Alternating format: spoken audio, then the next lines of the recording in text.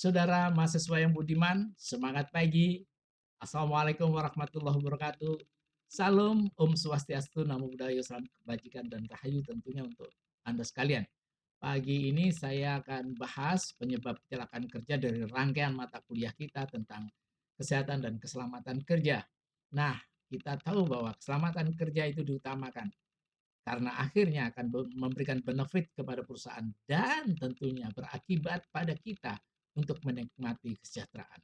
Saudara-saudara yang berbahagia, ini akan kita bahas satu persatu untuk bisa melihat bagaimana uh, kecelakaan kerja itu dan dari mana asalnya. Itu prinsip-prinsip dasarnya akan kita tunjukkan sekarang.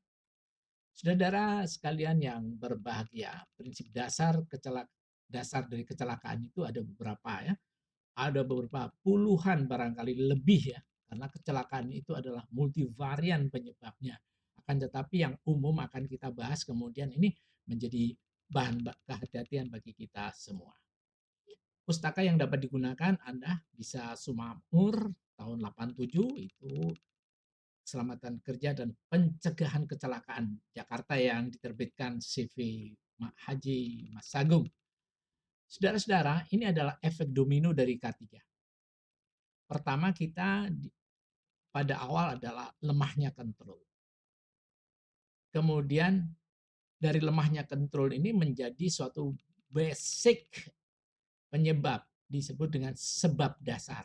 Ini kayak domino, nendang kemari, kemudian sebab langsung bisa terjadi, kemudian timbul accident, dan akhirnya menimbulkan kerugian.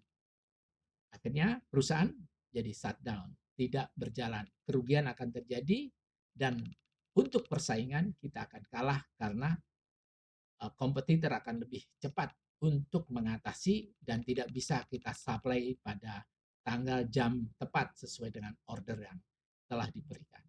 Saudara yang berbahagia, penyebab kecelakaan di tempat kerja itu banyak ya. Ada bisa masalah chemical, bisa electrical dan sebagainya. Tetapi ini semua akan kita bahas, utamanya yang bisa menurunkan produktivitas. Kelelahan, fatigue, kelelahan. Jadi kalau kita bekerja tanpa adanya suatu imbangan, suatu misal workplace-nya ya, tempat kerjanya yang bagus, kemudian sanitasinya bagus, kemudian eh, ya kita lihat sirkulasi udaranya bagus, itu akan menimbulkan dan mengurangi kelelahan. Tapi kelelahan itu masih timbul. Oleh karenanya kecelakaan kerja paling banyak disebabkan bukan hanya kelalaian, tapi kelelahan. Jadi lelah, fatigue. Fatigue juga berakibat pada produktivitas yang menurun karena ketelitian. Jadi ketelitian akan berkurang ketika orang mengalami kelelahan, fatigue. Kemudian fatigue juga menyebabkan efek domino. Kelelahan itu membuat orang tidak peduli. Ketika ada sesuatu yang mengancam bahaya, dia juga akan diam saja. Ini akan memberikan efek yang luar biasa. Saudara-saudara yang berbahagia, kemudian environmental aspect itu adalah kondisi tempat kerja, workplace. Tempat kerja yang kurang bagus, ini gambaran pada perusahaan tertentu itu harus bisa mengimbangi ya. Suatu misal lantai, lantai juga penyebab kecelakaan. Hanya lantai aja bisa menyebabkan kecelakaan karena kurang bersih, tetesan oli yang tidak dibersihkan. Kemudian pemilihan material untuk lantai juga kurang bagus. Kondisi tempat kerja itu keseluruhan, tidak hanya lantai tapi keseluruhan, mungkin juga bagaimana menciptakan suhu yang layak untuk bekerja dan sebagainya. Kemudian ada pekerjaan yang tidak aman ya, unsafe working condition. Jadi banyak mesin-mesin yang tidak dilengkapi dengan safety, tidak dilengkapi dengan pelindung, dan ini akan mengakibatkan unsafe action dan unsafe condition. Jadi kita bekerjanya juga takut-takut atau mungkin lalai tadi, fatigue mengakibatkan ya suatu accident. Kemudian juga kondisi ini tidak menyenangkan karena sering kita menjumpai banyak pekerja yang suatu misal dalam mengerjakan sesuatu terpletik bahan-bahan dari sebuah ya bahan yang kita sedang kerjakan. Saudara-saudara yang berbahagia, kemudian adalah karakter pekerjaan dan kecelakaan kerja. Jadi karakter pekerjaan itu juga membuat kecelakaan kerja. Jadi risiko yang datang itu karena karakter pekerjaan. Suatu misal berada di ketinggian tertentu, kemudian berada di sekitar temperatur yang tinggi, kemudian dengan suara dengan desibel yang uncontrol ya, dan tidak terkontrol. Oleh karenanya keselamatan kerja itu nomor satu. Jadi selalu diutamakan. Dan ini karakter pekerjaan itu memungkinkan sebetulnya berkonsekuensi logis pada ya seorang orang yang bekerja. Oleh karenanya sekarang dengan robotika yang dilakukan oleh kita adalah mengurangi kecelakaan kerja dan efek jauh dari pekerjaan. Pekerjaan yang dilakukan secara berulang, short cycle repetitive works, itu selalu juga menimbulkan kecelakaan kerja. Karena orang dianggap itu hal biasa, kemudian konsentrasinya berkurang karena itu repetitif, berulang-ulang. Akhirnya mengakibatkan kecelakaan kerja.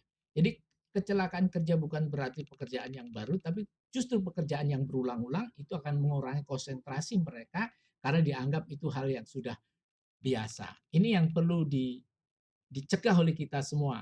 Bagaimana nanti buatlah poster-poster peringatan, kemudian ada beberapa teguran-teguran pada saat produk jumlah produk tertentu, makin banyak produk tertentu makin terkurangi konsentrasi, itulah yang menyebabkan kecelakaan kerja.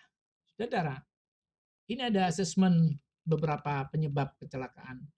Saya minta saudara-saudara untuk menjelaskan masing-masing dan pertemuan ini adalah untuk menjelaskan kepada saudara penyebab tadi, kemudian saudara ada semacam beberapa tugas untuk menyelesaikan kira-kira 10 penyebab kecelakaan ini dan saudara mencari ya, menggali dari Google Search atau dari blog atau apapun yang bisa membantu saudara-saudara. Pertama adalah training yang tidak memadai. Mengapa training yang tidak memadai itu membuat sesuatu penyebab kecelakaan? Kemudian ada seorang yang ceroboh, perilaku tidak aman. Mengapa perilaku tidak aman? Bisa menyebabkan itu. Carilah kelengkapan-kelengkapan lainnya dari perilaku tidak aman dan contohnya. Saudara, kemudian prosedur atau SOP. Jadi standar operasional yang tidak bagus itu mengakibatkan kecelakaan juga. Karena apa?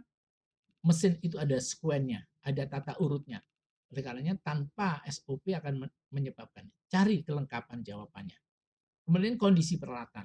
Jadi tool condition. Jadi tools itu banyak peralatan yang sudah lama, sudah unfunctional, masih digunakan, itu juga bahaya. Carilah kelengkapan dari jawaban ini. Kemudian bahan yang digunakan. Bahan yang digunakan juga mengandung suatu penyebab kecelakaan, suatu misal chemical. Anda bisa melengkapinya bahwa jenis chemical apa yang menyebabkan itu, yang sering dan berbahaya. Kemudian desain tempat kerja. Desain tempat kerja, the workplace yang kurang menyenangkan, kemudian jarak antara mesin satu dengan yang lainnya berdekatan, atau meja satu berdekatan, sehingga tidak ada peluang ketika terjadi kebakaran, kecelakaan, dia tidak bisa lari karena desain tempat kerjanya kurang bagus. Work location ya, tempat kerja. Dari lokasi kerja juga demikian. Jadi kalau perlu diketahui oleh saudara bahwa jarak pekerja dengan tempat kerja yang terlalu jauh itu fatigue di jalan. Nah, fatigue itu yang menyebabkan juga kecelakaan kerja. Nanti carilah jawaban ini untuk dilengkapi di Google Search atau mencari bahan yang lain. Desain alat. Banyak desain alat yang kurang ergonomis.